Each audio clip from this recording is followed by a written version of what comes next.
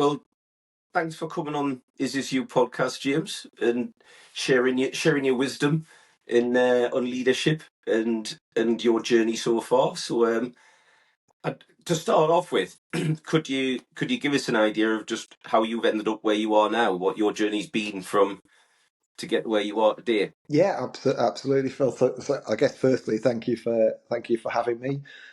I will endeavour to share my wisdom, although I didn't know whether you were being sarcastic when you said that. So, I, I guess in terms of journey, um, I guess I went to university, did what did I do? I did a business studies and marketing degree, and really kind of wanted to get into marketing. It was kind of the profession that my dad had, and I felt that would be somewhere kind of good for me. And I remember my dad saying that, well, you don't want to do marketing. Nobody's going to take you seriously in marketing unless you've done some sales. So you might remember this, but this is in the time of the Evening Chronicle and the Thursday kind of job section. Oh yeah. So I went through there, yeah, every week, and I found a sales role for a company in Newcastle, selling domain names. And this is a long time ago. So domain names, your name on the internet. I did a bit of research and worked out what that was. Gave them a call. Went in for an interview and ended up doing a kind of a telesales role for them. Effectively going through the yellow pages, but I was ringing companies up saying, "Do you want to buy a domain name?" Quite a challenging job, because at the time people didn't really know what the internet was, let alone why they wanted a domain name. But had some reasonable success with that. Really liked working in the kind of, I guess, the technology sector as it was becoming, because although I was very young, everybody else had basically got the same level of experience as me, so we were all learning at the same time. So from that business, I went to the company that I'm at now, actually, a company called Leighton. We were a web development business kind of back in the late 1990s, and I did more of a kind of an account management role. So I was kind of selling to existing customers rather than new customers. I think I probably spent about 5 years at Leighton, kind of progressing through the ranks. I went from this kind of account management role to an operations role. And I remember doing some work with Sunderland Football Club. And in essence, the work culminated in us sending out some emails for them. Peter Reid was the manager, and we would send out something called the Black Cats Bulletin to get supporters to buy tickets and to buy merchandise. And these emails were really successful. They worked really well, but they were a real pain for us to put together for the football club, because the content keeps changing and they want a different image here. So I presented to the shareholders at Leighton this idea of, well, why don't we create a piece of software that enables Sunderland to create the emails themselves, and they get all the good benefits from that, but we're not doing the same work each week. And the shareholders liked the idea. They invested in us kind of creating this software, and we sold it to Sunderland. I think we sold it to a couple of other local businesses, sold it to County Durham Council, and everybody was using the software and having good success with it. So we ended up setting it up as a separate business, a company called Communicator Corporation. So I spent, I think, probably 15 years in that business in total. Kind of the first 10 years we were privately owned, doing all sorts of different jobs as you do when you're kind of employee number one or employee number two. So to begin with, it was scoping out the product. Then it was kind of selling that kind of product that we'd built. And then when you've got customers, you need to look after them. And ultimately, we grew that business to be Europe's largest independent email service provider. We probably had about 75 people, and we were acquired by Trinity Mirror PLC. So at that point in time, the kind of the co-founder and the kind of the shareholders all exited the business, and I was offered the role of managing director. I spent 5 years for Communicator Corp, reporting into Trinity Mirror's PLC board, which for me was probably my first kind of real leadership position. Although I managed people, this was the first time where it was kind of me leading the organisation. So did that for 5 years, and then I was approached by the shareholders at Leighton again and asked if I'd like to come back and join the business as chief exec and really lead Leighton to be successful in its own right. So that's a very long answer to No, your question, but that's brilliant. hopefully paints a bit of a picture of the kind of the journey that I've been on. But it's nice to get that insight because I mean, we've known each other for quite a while. We've spent some time, whether it be on the bike or over a beer watching the match. So, and I didn't know all that. So it's nice, and it's a good it gives people a really nice good background and clear background on yourself and where you've been. It's impressive. It's funny that the time on the bike or in the pub, we're generally talking about football or families, and not Yeah, I know not the other stuff that we do. exactly. So, I mean, were there any challenges along the way? Was there anything particular that you faced as challenges, or was it really a sort of relatively smooth progression in there? Yeah, it's a good. I think it's a good question. I think something that I guess I'm passionate about, but it definitely was a challenge. So at Communicator Corp, because as I kind of co-founded that business, really kind of created the kind of the culture. The culture was built by me and Chris Wilds, who kind of co-founded it. And I definitely found it a challenge when I joined Leighton, because I was coming into a business that had been kind of trading for 25 years, and it had already got it's got its own culture. So I certainly found it challenging joining a business and really trying to understand the kind of the culture that was there. And being really transparent, I don't think the culture at Leighton when I joined was particularly good. I think it had probably been neglected a little bit. I think people were leaving the organisation. It wasn't particularly easy to recruit people to join the organisation because it didn't have a great reputation. So the first thing that I did when I joined Leighton was really focus on the kind of the culture of the business and making it somewhere that kind of felt and was a great place to work. Um, I remember kind of walking around, I think probably for the first kind of 30 days or so with a little black book, meeting everybody in the business and really trying to understand what the business meant to them, what the kind of the challenges were that they were facing. And that was what that really distilled culture down as being an important thing to address. We then, I remember running kind of workshops probably for about 6 weeks. Every kind of, I think it was every Friday we'd do a kind of a workshop, really talking to the team about what was the culture that they wanted to create in the business, and what do they want it to feel like, what was important to them. And the team came up with a set of values. I mean, this was 7 years ago, but we Mm. still have those values today. And I remember, effectively having these values and a kind of a set of expected behaviours for each value and a set of unacceptable behaviours, basically.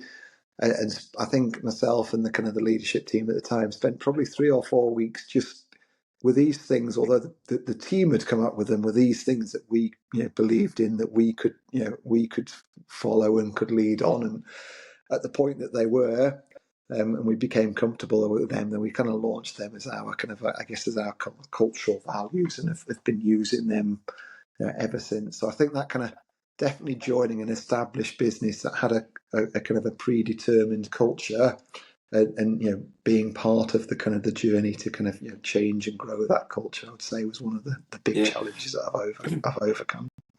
it would be really good to sort of drill into that quite a bit if you don't mind, on because I know culture is such a vital, important thing that a lot of organisations that they think, yeah, right, culture. Let's come up with a mission statement, and in a lot of instances it can be a bit of a marketing exercise. Is what do we think people want to hear, rather than actually what is the culture of our organisation, and so it's easy to sort of say, right, let's have a culture, but it's a very, very difficult thing to ingrain through the entire organisation and into have everyone breathing it. So how do you, how have you gone about achieving that? Yeah, I think it's a really good point, and I would probably say lots, if not all businesses have a culture. They maybe just don't have the culture that they want to Right. have. Yeah. They've kind Yeah. of created a culture that they don't want. So I guess at Leighton, as I said, we got the team to tell us about the culture that they wanted to have in the So business, and I think that was probably quite an important starting point. yeah, yeah, they've got ownership of I that. think, yeah, Yeah.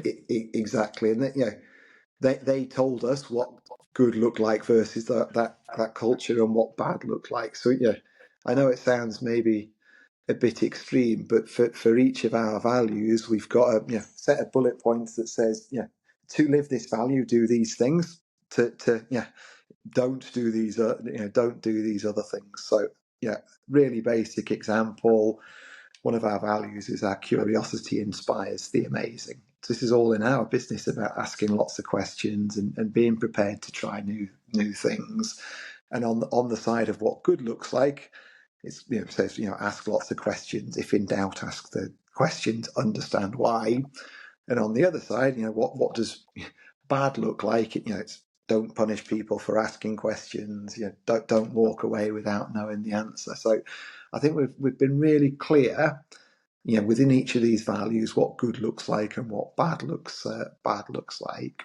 And then for me, the key thing is the kind of myself and the leadership team really modelling those values back. Because I say all businesses have a culture. If it's not one that they want, it probably comes from the fact that the leadership team are behaving in a certain way. So yeah, at Leighton we try and hold ourselves to account, hold everybody to account for the values when we see things that don't look like what we want it to look like. We're pretty good at kind of getting onto that. We've embedded the kind of the values into our recruitment process. So everybody who joins Leighton goes through a recruitment process, and from the very first step of that, there is a kind of a real focus on the kind of the cultural values. Are they naturally curious? In essence, do they ask us lots of questions during the process? Are they honest? Do they take account of their actions? And that just happens at every stage of the process. And nobody gets a job offer unless they've gone through the process and look like a good cultural fit to us. And that means sometimes we turn away really talented people, but then just not quite the right people for us because they're not the right kind of fit for our culture. And then we try and recognise. So we do things like awards, and our awards are focused on on who's demonstrated the kind of the values back to us. To a certain extent, I would say our kind of our rewards, so kind of salary reviews, etc., try and pull out kind of behaviours versus the kind of the values that we're expecting. So I'd say that everything that we then try and do tries to reinforce the things that we are saying are good, and tries to kind of ultimately remove or get away from the things that we don't think are kind of what it looks and feels like to work at Leighton. It was interesting to hear how you, in the recruitment process, how you actually focus on the culture, because that's something that I think a lot of people do face a challenge of. People come in for an interview.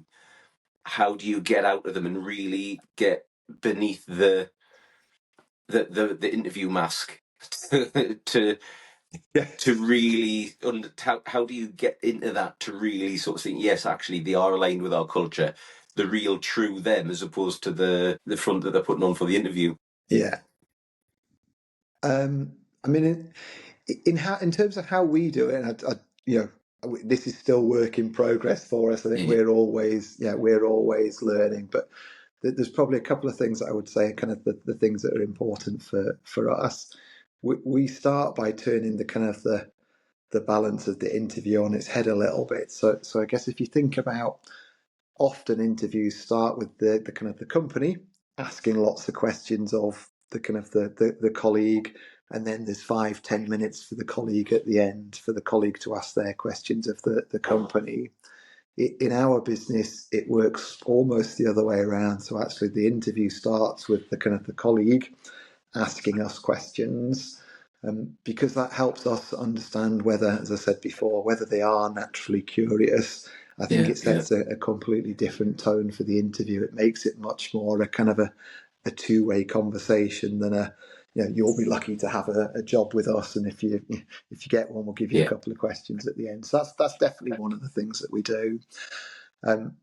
Every interview at Leighton has kind of two Leighton colleagues attend, and one of those colleagues' sole job is to assess the kind of the cultural fit. So they'll have a set of questions that we've built up over time for each of our values, and really all they're doing is not whether this person kind of technically can do the job, it's whether this person can do the job in the way that we would want the job to be done. And I think by having this two-stage process with two people looking at it at each point, it gives us a good level of confidence that when we come to make a job offer, we've got into a position where we believe quite strongly actually that they're going to be a good cultural fit for us. And I don't have the data, but I would guess we get that right more than 90% of the time, would be my guess. and I think you touched on as well with the awards and actually and bonuses and things like that being aligned to cultural alignment is quite, because I was, one of the things I was going to be asking is how do you hold people accountable or to the values and the culture of the organisation. But I suppose that. Yeah, so you Sorry, go on. yeah, that is that. So no, that absolutely is part of it. Phil, I think there's probably a couple of things we do from an accountability perspective. We talk about it a lot as a kind of a leadership team, and make sure that we're kind of comfortable holding each other to account for good culture and bad culture. We certainly talk to our teams about that, and as I say, in terms of what's important to us, our awards are 100% based on behaviour rather than kind of results and capability. The awards are nominated by the colleagues, so we have 5 cultural values, and effectively colleagues nominate every 6 months people who they think have lived those values. They explain to us why they've lived those values, and then actually the colleagues vote on. Now you've seen everybody that's been nominated for this award. You then vote on who you think is the most, I guess, the most deserving of it over that kind of 6 month period. We then announce the kind of the winners and again play back to everybody what they've done to get to that point. So yeah, I think that's a large part of how we do it. In terms of the kind of the accountability, I think it's about being clear about how we expect things to be done at Leighton, and then really working with the team to make them comfortable to hold each other to account. And I do think again an important part of this is if you've recruited everybody in line with those values, you should have people who are naturally kind of comfortable in our business being accountable, because that's in effect one of our value sets. Do people do what they say they're going to do when they say they're going to do it? And you've recruited people that are comfortable doing that, who are naturally accountable. It becomes a little bit kind of self-fulfilling, because as long as you're doing that and creating a kind of an environment where people continue to feel like that, you've almost got people who are comfortable to hold people to account when you're not in the room, so to speak. I think it is that having it so prominent in the recruitment point does mean that the team that you're pulling together, everyone has, there's an environment there with the psychological safety, because people are coming in and they're aligned with the way that you're operating, so that they don't feel uncomfortable, that the way that they're performing, the way that they act is authentic to them, and so that you don't have to. The word accountable isn't a negative. It's it's Yeah. a lot of people when they hear the word accountable get a little bit tense, because it feels like there's going to be the stick, as opposed to just actually being a discussion and a positive thing. Yeah, I think that's a really good point. Actually, this is all part of accountability, but we're honest that we as a leadership team will make mistakes, and we will demonstrate to the business when we've made mistakes. We will talk about what we've learned about from that process. And I guess the reason I say this is we are making it kind of clear that actually there's not a mistake isn't it's not a great thing, but it's not a bad thing. It's an opportunity to learn and do something different in the future. And I think that makes or helps build that psychologically safe space that you've just talked about. Yeah, yeah. I can I see don't how know that whether comes through. I don't know whether you want to talk about this, but one of the things that's kind of interesting for us now. So we've really over the last kind of 3 years or so, 3.5 years, I think we've kind of gone from being kind of probably 35 people 3.5 years ago to just about 100 people now, and culture's been a really important part of how we've achieved that. But actually, I'm starting to see that 100 people, what we need to do with our culture is slightly different.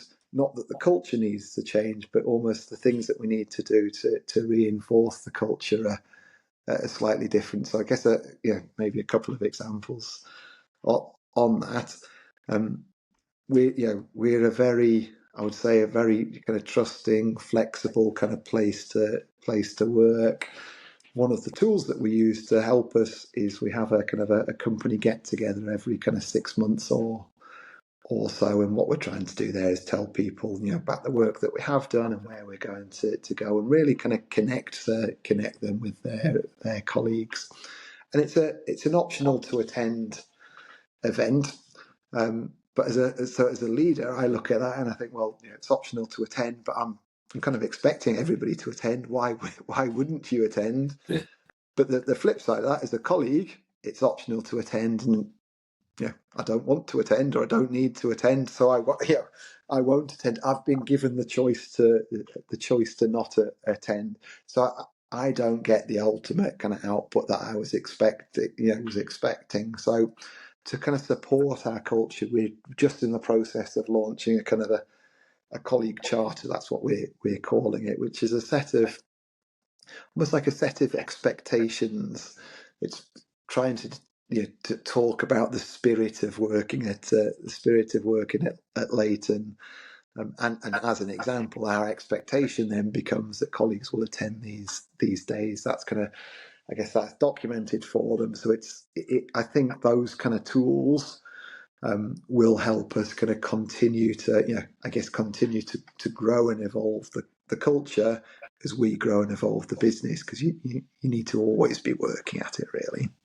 yeah. I mean, because I was going to be asking what challenges have you faced in culturally in the organisation, and that must grow to that extent. Is obviously how do you get that carry the message through to that sort of volume of staff. But are there anything other challenges that you face? Yeah, I think. I mean, absolutely. So growing has definitely been part of it. I think as we have grown, we have recruited more people a bit more remotely, so like less time in the office. We operate something called flexible choice, so actually colleagues choose where they're going to do their best work today.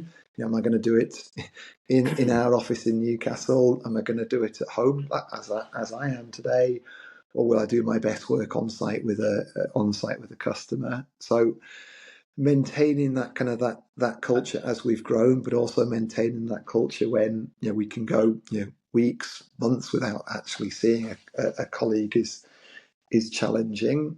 We do a couple of things I think that would I'd say help us with that. So we do a lowdown once a week on a Friday, which is a kind of an online meeting that we encourage everybody to attend. And a lot of that is about how the leadership team and really everybody behaves in terms of giving their updates. I think that helps us kind of, I think reinforce the kind of the culture. We try to do what I would describe as a kind of a social once a month. We it used to be a kind of a food club, so we'd invite everybody into the office wherever you are in the kind of country. Come in the office for a day. We'll go out for a nice meal somewhere in the evening. And I think that's been reasonably successful.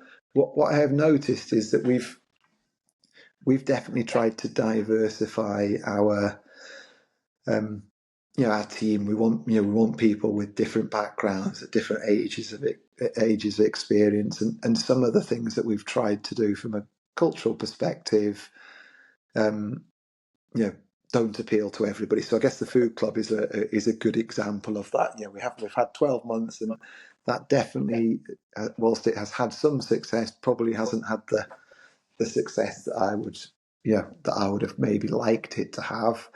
And I feel I'm waffling a little bit, but what I'm probably trying to say is we've had this idea. Again, this feels like it should be amazing. Why wouldn't you want to come and have your dinner paid for Yeah, once a yeah, month and go to nice restaurants? But then if you've got people in your colleague base who are really interested in healthy eating and healthy living, well, that turns them off a little bit. So I guess it's a long-winded answer to say I think where we're going with those kind of activities is we're trying to add some more diversity to them, so they still reinforce the things that are important to us, collaboration and accountability, but actually there's some different elements of kind of social focus. So we've just done one which was kind of a go-karting session. The next one I think is a bit more kind of art and crafty, and hopefully by adding some diversity in the terms of our thinking, it appeals to different audiences within the kind of the Leighton business. Well, you touched on it before, didn't you? When you said about trying things, and if they don't work, that's where you learn a lot of the time. So that's when you have these challenges. You've got to give something a go, and then it's having the awareness to sort of say, right, actually, let's pivot a little bit on this and introduce something else. Yeah, absolutely. And I think again, not specifically with culture, but what I've probably realised over time is just because something hasn't worked before doesn't mean it won't work kind of next time. So it didn't work 3 years ago when we were a smaller business, but that thing might now work now. So I'm never afraid to kind of go back and try something that didn't work before, as long as time has passed or circumstances have kind of changed. And that, for us, that again feels like it's part of our value set. We talk about kind of being nurturing at Leighton and making people the best version of themselves, and I think that ability to want to always learn and kind of develop and get better feeds quite nicely into kind of almost constantly improving and not being afraid to say you've made a mistake and do something different. And are there any examples you can think of where the culture that you've developed and pulled together has been like particularly helpful in the success of the company? Yeah, I was kind of hopeful that you'd ask about that, actually, because there's probably been two really good examples for me. So prior to the COVID kind of pandemic, I guess what would that been 3.5, 4 years ago, we had worked really hard on our culture and turning things around, and the business was starting to grow. And then the pandemic happened, and the pandemic was not good for our business at all. We give our customers a lot of flexibility. That's one of the reasons actually you choose to work with Leighton, is you've got a lot of control as a customer. But actually, unfortunately, in the pandemic, that control materialised in people turning off the work that we were doing very quickly. So I think we went from billing around £300,000 a month to £8,000 a month in that kind of first month of the pandemic. And for me, this is where kind of culture really kind of came to the fore in our business, and it came to the fore, I think, in a couple of guises. I think that the first thing was that actually it enabled us as a kind of a leadership team to really demonstrate the values back to people. So all of our colleagues could see that we were being, really, really honest with them about the situation that we were in. They could all see that we genuinely kind of cared about them and their circumstances, and we're trying to do the right and the best things for them. So I think actually culture became really important in terms of the team trusting us, and it really helped to reinforce the culture that we'd got. But I also think the culture enabled us to survive the pandemic. I don't think we survived because we came up with an amazing strategy. I think we survived because we'd got a culture which enabled the team to learn the new skill that they needed to learn to go into a different customer. It enabled them to change their working approach, and I'm really convinced that the culture is what enabled us to survive the kind of the pandemic, and subsequently kind of come back kind of and have grown kind of strongly as a result. But if we did not have the culture that we'd got, I'd be almost certain the business wouldn't have survived the pandemic, because it was that bad for our business. But it was the culture that enabled the team to turn that into a positive and an adaptable situation that they could kind of bounce back from. So I It's think incredibly those were the powerful. 2 points that I was kind of. I'd say it was, yeah. Really, I feel that's the kind of the most the best success of my career actually is having really wanted to focus on something, and then you focused on that thing, culture in the case of Leighton, and then see that thing deliver such an important kind of an important return is hugely rewarding. It is. That's brilliant. Well, Yeah, ask away. what I like to understand is obviously people's background. Where they're from, what challenges they've faced in the development of their career, and what they feel is particularly important to the success of the business and themselves. Which obviously, like culture is the main standout thing for Yeah, I you. think that's right. Yeah. But I completely agree. I think it's and it is, and I think people people can join organisations for a position and a salary, and not actually drill into the culture of the organisation, and then in a relatively short period of time suddenly realise, what have I done here? It's Yeah. this is all wrong. And sorry, go on. I was Yeah, well, no, I absolutely agree with you. And I've done enough interviews to talk to some great people, and people that you then say, well, I realise you're only at your last company for a couple of months, and they're really transparent. Well, actually, I didn't do my due diligence. I kind of I was grateful to get the job, but the job, the culture wasn't for me. So this time round, I'm much more interested in finding the kind of effectively an environment where I can do my best work and really thrive. And I have massive respect for people that learn from that situation quickly and go on and do something different. For yeah me, probably the ones who are I would have less respect for is the people who find that the culture isn't right for them, but then stay for months, becomes years, becomes yeah 5 or 6 exactly years, where they're never truly happy and fulfilled, but they're just doing, I guess, doing the job.